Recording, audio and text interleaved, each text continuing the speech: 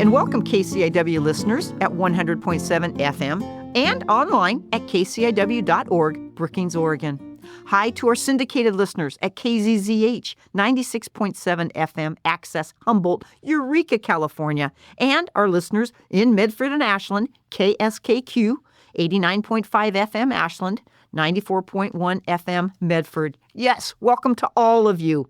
Well, this is Joyously Free Radio, Gadio, with me, Joanie Lindenmeyer, the best-selling author of None Better, An Amazing Love Story, and the co-author of Joyously Free and Healing Religious Hurts. I'm so glad that you are tuning in today.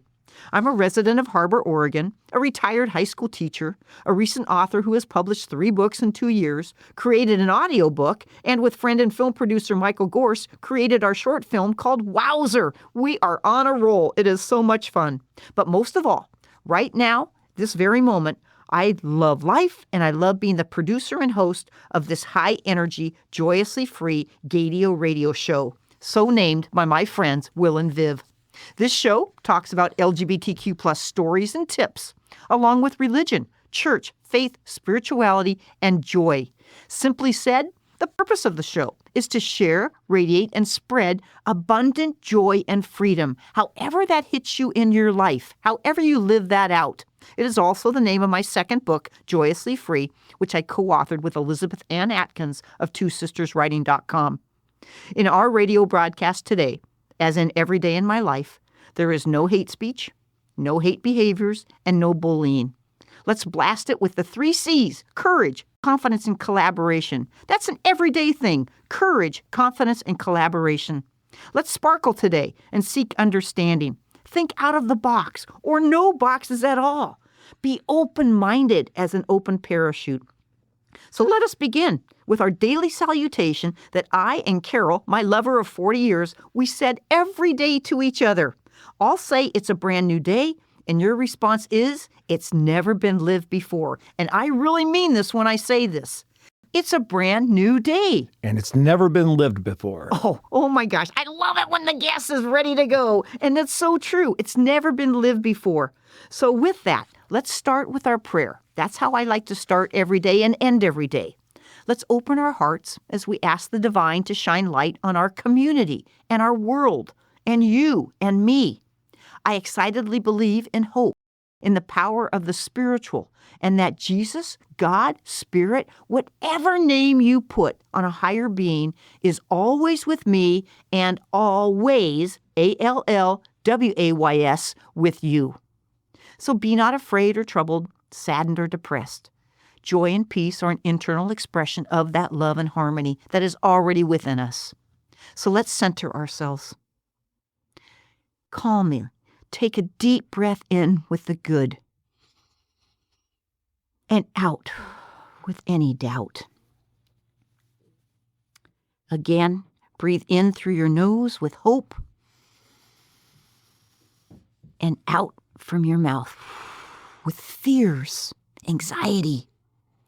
Last one, take a big deep breath in with joy and out with worry or despair. In the name of Mother Earth, Creator God, Jesus Redeemer, and the blowing winds of the Holy Spirit, we say, hi, light, hi, God, hi, Spirit. Thank you for being with us today, this beautiful day, a brand new day. So for today's reading, I chose something from a prayer book. It's anonymous. I'm not sure who wrote it, but I just love the quote. Let me read it to you, and then we'll offer some reflections. A successful relationship requires honesty, integrity, commitment, and caring. I'm going to read that one more time. The quote says, a successful relationship requires honesty, integrity, commitment, and caring. When I read that at my house today, I thought, oh my gosh, that is exactly right. The best relationships I've had, the most long-lasting, the most deepest relationships I've had, successful relationships, have all been filled with complete honesty, integrity of the person and integrity of myself, to my values and their values. a commitment to each other to take the time and the energy to grow in that relationship. And the whole thing of caring for somebody, caring for them. What is best for them? Not thinking of me, not being self-centered, but being selfless and caring for them. I just love this little quote. I hope it does something to you too. And I'm going to repeat it one more time. I just think it's very powerful. A successful relationship, and you could say friendship, loveship, whatever. A successful relationship requires honesty, integrity, commitment, and caring. Thank you, dear Lord, for providing me with this context today. Thank you for lifting up our friends and our family. May we rely on you, O God, O Holy One, to give us guidance, to give us healing, and to give us hope and joy. Thank you for being with us, Lord. In your name, we move on for a fantastic day. Amen. So listeners, thank you. Thank you for being here. I am so excited. We are into a part 2 of somebody who just spoke recently. Tim Rundel gave the first presentation a couple weeks ago with the topic about not judging persons, not judging yourself, that love is love. And if you remember, he ended with a quote about something he has on the wall in his house about ooey gooey love. So this is going to be a part 2 of his personal reflection to all of that. Love is love, ooey ooey gooey love, and no judgment. Tim, thank you for being back here again. Well, thank you, Joni. Thank you for having me back. Oh, absolutely. Oh, we didn't finish number 1, so That's right. we got to move into this. Cool. So I bet you have pages of notes and thoughts on your heart that's just ready to explode. Well, yeah, I've written some stuff down that I've experienced throughout the almost 60 years of my life of experiences, and yeah, I was just gonna finish kind of where I started at the last time, and want to make sure that, convey that love that we talked about without all the social biases and the things that we see still, unfortunately, in today's world as well. So, right. Yeah. So can we do a quick little recap of what you said last time? Sure. Can I do that and then you jump in? Absolutely. Okay, let's try that and see what happens. Well, what I remember hearing from you and feeling from you is you talked about the journey of your spiritual life moving from a very strict and confusing religious foundations of churches. Yes. And moving to a more open, universal, and freedom kind of church. Yes. And is that true? Yes. Okay, got that one right. And then the next one was, I know you talked about the love of your children and how you talk about you have 2 beautiful queer gay sons. Yes. One gay, one trans. Yes. And the whole movement of your heart and your brain in that love relationship with them. Yes. And that you hit it on the head there. Okay. And yeah, so you jump off and you run with this.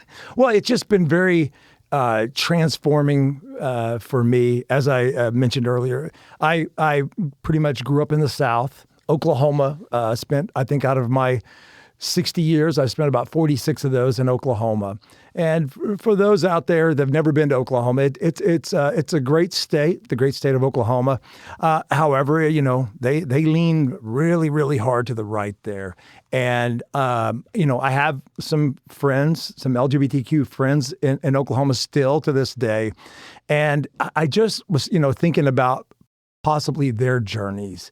And everybody, as you know, Joni, everybody's got a story. Yes. And I was sitting here thinking the other day about, unfortunately, from the state that I come from, there were, still folks having to live in the shadows and not able to be open with who they are.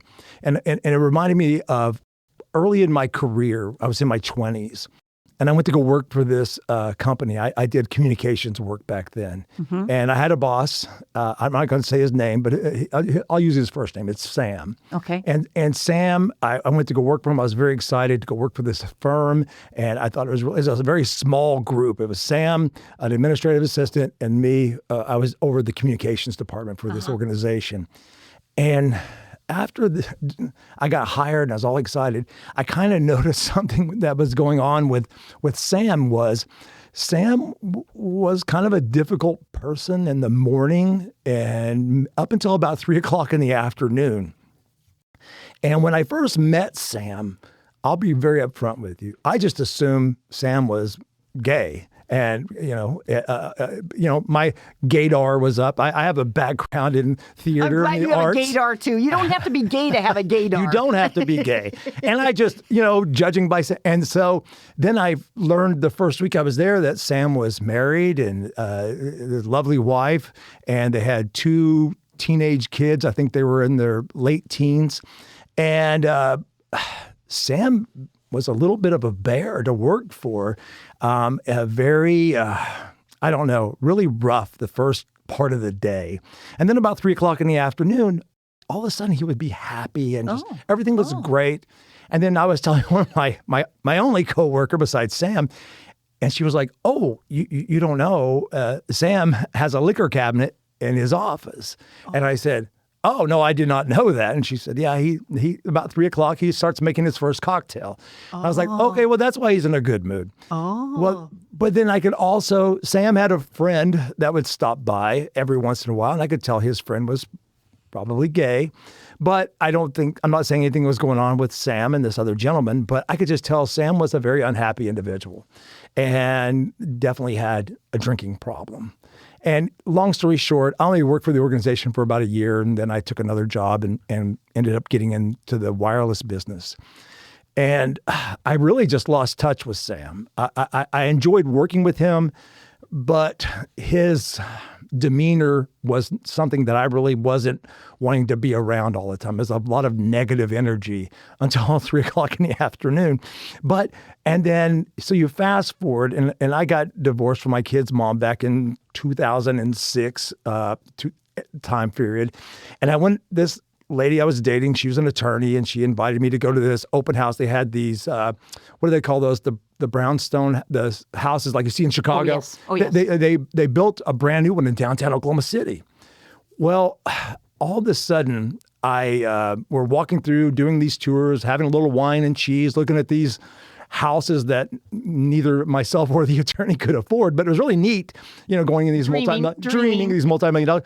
All of a sudden I hear this, "Tim," and I was like, wow, somebody's yelling, and I look around and there's Sam. Oh. And I had heard through the grapevine, he and I shared the same dentist, and that Sam had gotten divorced. And that's all I had heard. And then I look over there, and Sam has got this mink coat on, this cropped mink coat, and he introduced me to his husband. Oh, wow. And I was just like, wow. But he never looked happier in his life. And it made me happy for Sam. He found his joyously free. He's joyously free. Yes. But unfortunately, I can't go back and change things. Everything happens for a reason, as you know. Through God's journey, we have these little twists and turns. We question them. Why is this? Why is that? And I soon realized, Sam had a husband, and he was so happy, and he was so happy to see me. Nice. And he remembered me. I hadn't worked for Sam for over 10 years, right. But he had seen me, and it made me happy for Sam, but it also made me a little bit sad because Sam is part of what I would say quite a few people in the South and the Midwest that unfortunately, even to this day, still have to kind of hide in the shadows because they didn't feel like they could come out until later in life. And I've known fear. It's a lot of that fear because, and I don't know Sam's complete story, but I think he said he met his wife. They both worked for the same company years ago in their early 20s. And when I knew Sam, he was probably in his late 40s. Mm-hmm. And anyway, but that just kind of, it made me start thinking about how many other people. And then it made me start thinking about some of the conversations I've had with folks about marriage equality. And So you fast forward about another, few years, and I started dating another lady after my divorce. And she asked me for a favor, and I said, what? And she said, I have this uncle. His name's Uncle Elmer. He's a very eccentric gentleman. He is in his 80s, and he's never been married. And in fact, he inherited the same house his parents raised him in the early 1900s in Oklahoma City. Mm-hmm. And she was saying, could you and your son, my youngest, she goes, could you guys go over there and help him? She said he's hard of hearing. So we went to Radio Shack and bought him a big headset, a wireless headset back then, and helped him with this TV and everything else. And then I said, he's never been married, no kids. And she goes, he has a friend. And I said, oh, well, tell me about his friend. And she told me about his friend. A friend in quotes. In quotes. In quotes. Yes, in quotes. And his friend and he had been together for a long, long time. And then she told me something that just crushed me. And I get emotional just thinking about it. Mm-hmm. Mm-hmm. His friend got ill. I mean, they're probably both in their 80s. Mm-hmm. And his friend had to be admitted to a nursing home facility. Oh. And his family did not want Elmer around.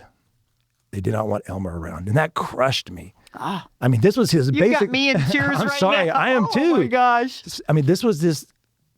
And she said they had been, quote unquote, friends for like 40 plus years, like kind of like you and Carol. Yep. And to think that he couldn't go see his partner in his final stages of life because the family was so uptight about having his gay friend come over and, basically almost like his gay partner, come over and visit with him in his latter years. It was just crushing. Yeah. Just crushing. Oh, and you got me going here. I'm sorry. Oh, I'm sorry. It's good. It's all good. It is. Because it's all authentic. It's very Keep going. authentic. And, and I got to know Elmer. He's a very eccentric. I'm pretty sure he was on the spectrum, and he had the same job for like 50 years. It was crazy. He was an elevator operator for an old building in downtown Oklahoma City. He had some incredible stories. And my son and I got a big kick. We only went over to his house a couple of times to help him out with some stuff. And how cool that you were invited into his life to help him. Absolutely. And to be able to feel this energy I'm feeling from you right now about this story. Keep going with the story. Oh, yeah. And that was probably a few years after my son came out too. And so my son and I, my younger son and I, we had some conversations about Elmer, and we were both extremely sad. But then I said, but you know what? God put us here for a reason. And whether it be just to make sure, Elmer had his routine and making sure Elmer could hear, his television and those things, because he was by himself. Right. And that was hard too. Lonely. Very lonely. Yeah. And he still had, his niece would come over and spend time with him, which is the lady I was dating at the time. And I got into a heated discussion with somebody very close to me about the Marriage Equality Act. And they really could not define why they were against gays getting married. And other than the fact, by golly, it's, my preacher says it's wrong. And then, so he has a direct line with God, and God says it's wrong, and da-da-da-da-da-da-da. Mm-hmm. And then I said, well, what is it that bothers you? How does it affect you that two people that love each other beyond a shadow of a doubt, what does it matter to you? How does it affect you? And she thought there, and she was thinking, she goes, well, they're going to get insurance benefits and these. I was like, so it bothers you that somebody is going to have somebody else on their insurance that doesn't even affect you at all?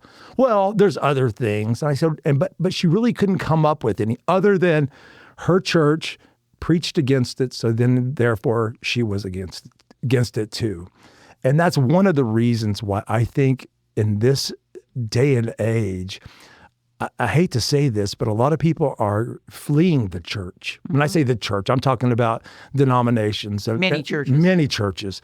And I just finished your book, and None better? None better. You talk about An crying. amazing love story. You made me cry multiple times while reading that.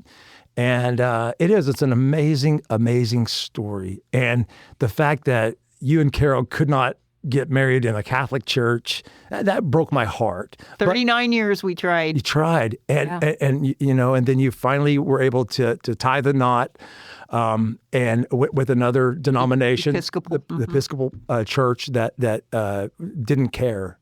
They celebrated it. They didn't care if it was two women, two men, a man and a woman. They celebrated the fact that you two could get married, and that makes me happy. But unfortunately, I've belonged to a couple different denominations, and I kind of talked a little bit about some of that in my last interview. And unfortunately, these denominations, they're having a very difficult time with the millennials and the Gen Zs and everybody, because they're not, coming in record numbers as they did years ago. And that's why if you look at a graph right now, these denominations are, they're plummeting in some instances, and other ones are growing.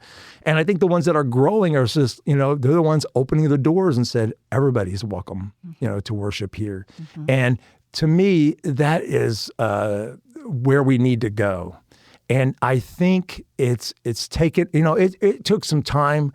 I admit, I was involved in a church that, frowned upon homosexuality and so forth. And because all these different denominations, they set together with their theology and what they believe in and their principles and all the blah, blah, blah. And to me, when they do stuff like that, and I can't understand for the life of me, why all of a sudden in the last 10, 15 years, where I thought we had made this great pivot, and we were like, okay, finally, it's all about love. It's about who they love, not about the sex that they both happen to be, and and to me that is. You're in places like Oklahoma, where it's very prevalent. I hate to say that, and I'm not labeling all Oklahomans as having, that far right belief system, but for me personally, just seeing that we're making this swing. I thought we had made all this progress, and then all of a sudden we're swinging back the other way. Yes, that just makes me sad, because they don't see it as love. They see it as sin, the old right. Love the person, hate the sin, blah, blah, blah. And I'm just like, come on, man. But the thing that bothers me the worst is I talked to you a little bit about, a friend of mine and stuff who had to hide. I've had other friends that have had to hide as well. Right. And unfortunately, what happens is you're driving them. Like I'm almost certain having to hide caused Sam to have a drinking problem. I mean, it was a contributor of it, because he probably at some point really hated himself, because, he was raised a certain way in Oklahoma for certain things, and then he got that freedom. But I was really happy to see him have that freedom that's out there for Sam and so many others that are not having to hide anymore. And the crazy thing, and I'm going to say something a little bit controversial here. Okay. Is being an Okie, I saw it time after time after time, Carol, whether it was a preacher or even a state legislator. We had a state legislator in Oklahoma that, he's all based on family values and Christian this and Christian that, and a very strong opponent, against the Marriage Equality Act. He ended up getting arrested with a minor of the same sex. And I felt like, what a typical example. This man probably hated himself so much for all those years. And I'm not saying, with a minor, that's a different thing altogether. Mm-hmm. He was caught with drugs and a 17-year-old boy. And I'm thinking, watching him have to hide all those years too. Right. And to the point to where he had to go out and spread his message of hate, essentially. Well, and that's what happens, Tim. They do. Fear can turn to hate so yes. quickly. And people don't always see that at first. They don't. But you have to be you. You have to be you. And that's what's hard. That's what's hard for a lot of people, especially when you live in very, very conservative the Bible Belt, and so I guess what I was trying to get off my message, I got a little bit off today. Yeah, what is your message today? Because you're going to be down to 1 minute or less. What's your message today? My message today is for anybody that's listening, and I'm sure most of your listeners are very open-minded. But if you're Maybe. if you're in a situation where you're gay, but you're miserable, it takes courage. Yes, it does. But trust me, there is a warm, loving family waiting for you. Do like my friend Sam did and break those bonds, even though there's going to be some pain involved. But my friend Sam now is a very, very happy man because he is now married to his husband. And that's what I want to tell people out there. Just, if you're hiding, come out. Come out. And come out to yourself first is my recommendation, everybody listeners. Yeah. Come out to yourself first, then figure out when, where, and how you want to come out to whomever you need to do that with and to whom. Just like both of my sons did. Just like both of your sons did. Absolutely. And that is a great message, to be you. Be you. And don't let society dictate who you love. I love it. There we go. Oh, that's a great way to end it. Oh, my gosh. Don't let society dictate who you love. Absolutely. Absolutely. Tim, it is another joy to be with you. We could go on for hours and hours. We could probably do our own show the way things are going. All your life experiences are profound. Thank you for sharing them and helping me to tear up because I could feel the joy and the sadness as well. Yep. And that's what life is about when we share things. Yes. Yes. So I thank you from the top of my heart, the bottom of my heart, all of my heart. Thank you for being here. Well, thank you, Joanie. Thank you for having me. And thanks for reading the book. Woohoo! Great book. Great book. Thank you. Thank you. Oh my gosh, listeners, I hope you've gleaned something really, really cool today, that you've been inspired or challenged, enjoyed the stories from Tim today, the hopes and the love that he shared, the ooey gooey love. We want to thank Mike Gorse on sound, Tom, Candace, and Rose for running the KCIW studio that makes all this stuff happen. We want to thank Steve Van Cleve, Sally and Todd Roy, and we're going to end real quickly here because I know we're almost out of time. But as always, smile big, wear bright colors, and remember, you get to choose who you love in this world. Absolutely. Absolutely. Amen. Amen. Amen. Bless the day. Hey, thank you, Tim. Thank you.